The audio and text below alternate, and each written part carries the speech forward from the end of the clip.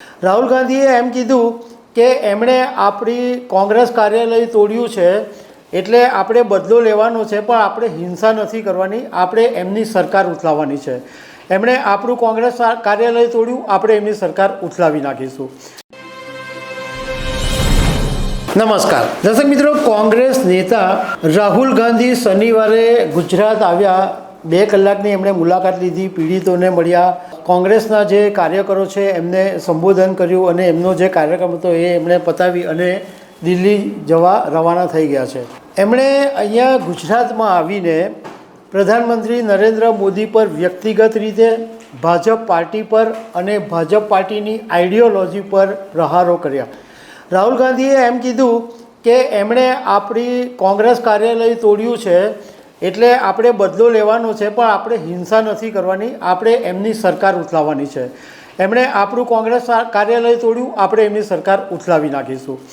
હવે રાહુલ ગાંધી ગુજરાતમાં આવ્યા, 2 કલાક રહ્યા, એનું શું અર્થઘટન છે એના વિશે હું તમારી સાથે વાત કરીશ. મારું નામ રાજેશ શાહ છે અને તમે જોઈ રહ્યા છો ખબરછે.com.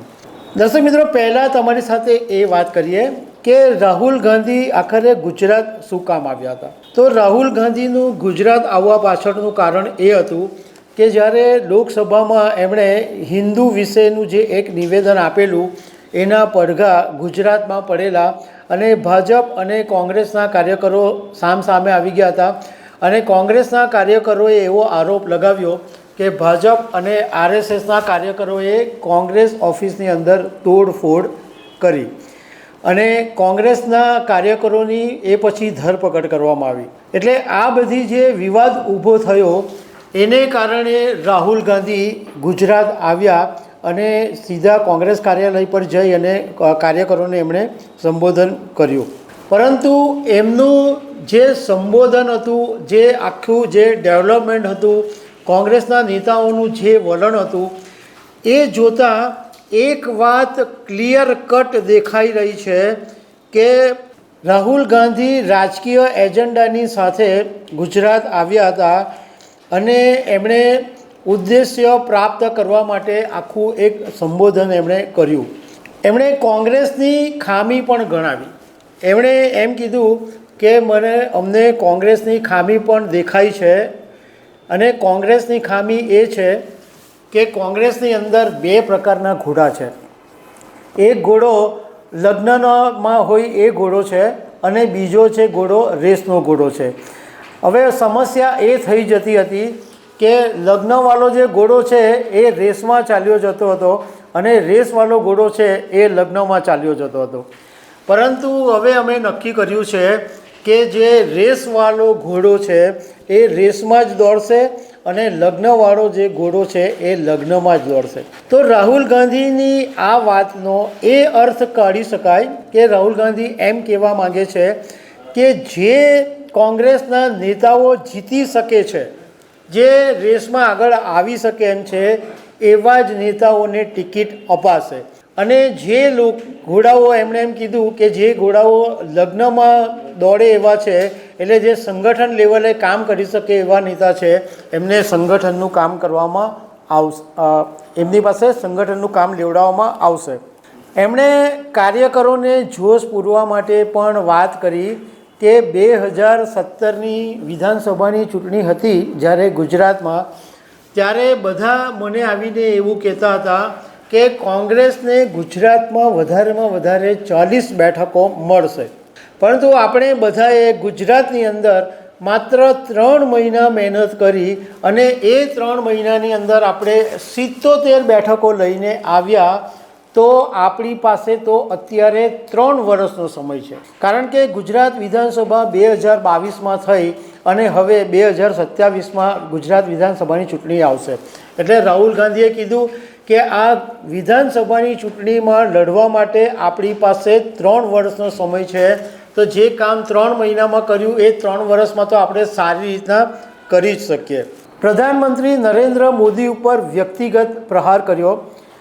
આમ તો જોવા જઈએ તો કોંગ્રેસ માટે ગુજરાતમાં સૌથી મોટો જો પડકાર હોય તો પ્રધાનમંત્રી નરેન્દ્ર મોદી પોતે છે અને ભાજપ પોતે છે.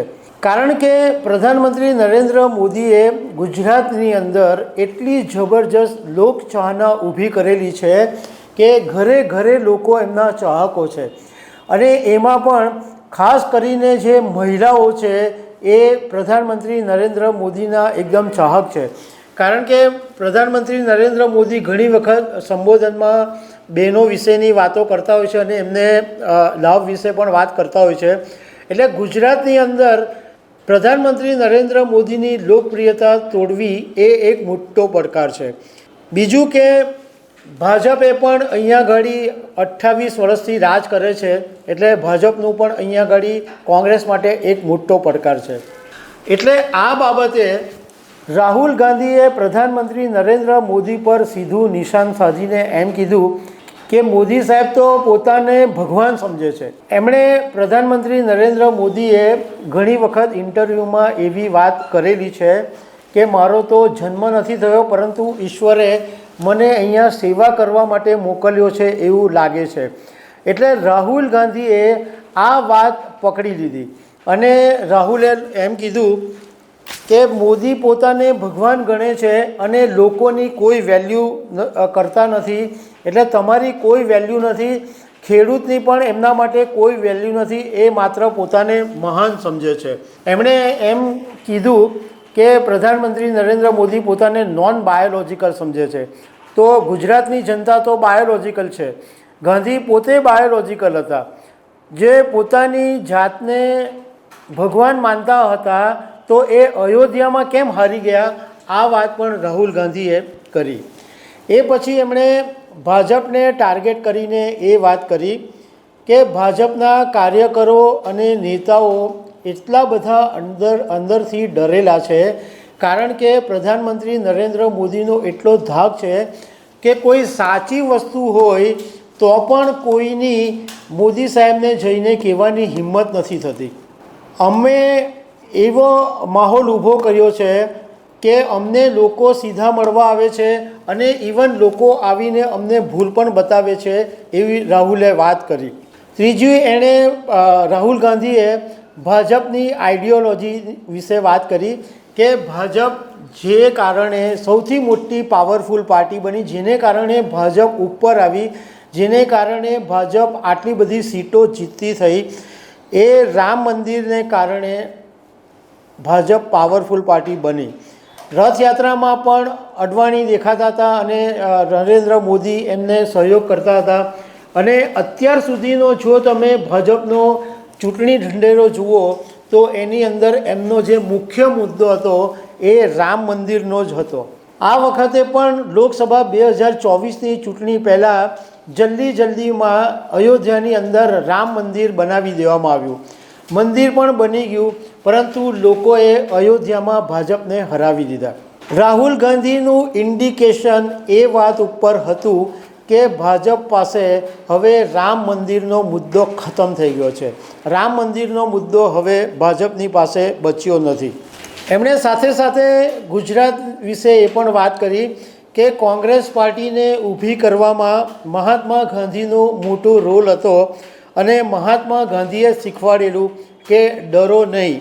અને એમણે કીધું કે મારે ગુજરાતના કાર્યકરોને પણ એ જ કહેવું છે કે તમે ડરો નહીં અને બિલકુલ ડરતા નહીં, અને લોકોને જઈને સમજાવો, લોકોને એવું રિયલાઇઝ કરાવો કે કોંગ્રેસ તમારી સાથે છે અને તમારા દરેક સમસ્યાની અંદર કોંગ્રેસ ઊભી રહેશે. આટલી વાત રાહુલ ગાંધીએ કરી. પણ એક વાત એ પણ છે કે આ કહેવું અને કરવું એમાં મુશ્કેલ હોય છે. રાહુલ ગાંધીએ કીધું એ બહુ સારી વાત છે જો આ કન્ટિન્યુઅસ પ્રોસેસમાં રહેશે. ઇવન રાહુલ ગાંધી પોતે પણ ગુજરાત આવતા રહેશે તો કદાચ કોંગ્રેસના કાર્યકરોનું મનોબળ મજબૂત બનશે.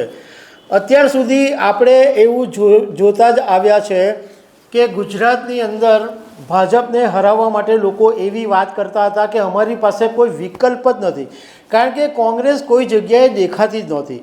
કોંગ્રેસના કોઈ નેતાઓ કે કોઈ કાર્યકરો કામ કરતા દેખાતા નહોતા. પરંતુ હમણાં જ્યારે લોકસભાની ચૂંટણી પછી કોંગ્રેસમાં જોમ આવ્યું અને રાહુલ ગાંધીના આખા જે તેવર બદલાયા એને કારણે જોમ આવ્યું છે. લોકો એવી અપેક્ષા રાખે છે કે ભલે તમે કંઈ બી તમે પક્ષ સત્તામાં નથી, પણ તમારું અગ્રેશન તમે બતાવો, તમે આક્રમકતા બતાવો તો ગમે ત્યારે ધીમે ધીમે લોકો સ્વીકારતા હોય છે. એટલે મૂળ વાત એ છે કે કોંગ્રેસની અંદર જો આ જ પ્રમાણેનું ફોલોઅપ રહેશે, આ જ પ્રમાણેનો કાર્યકરોનો જુસ્સો ટકી રહેશે તો ભાજપને હરાવવું એમના માટે મુશ્કેલ નહીં હોય. તો દર્શક મિત્રો, આવી અનેક વાતો સાથે અમે તમને મળતા રહીશું. Thank you very much.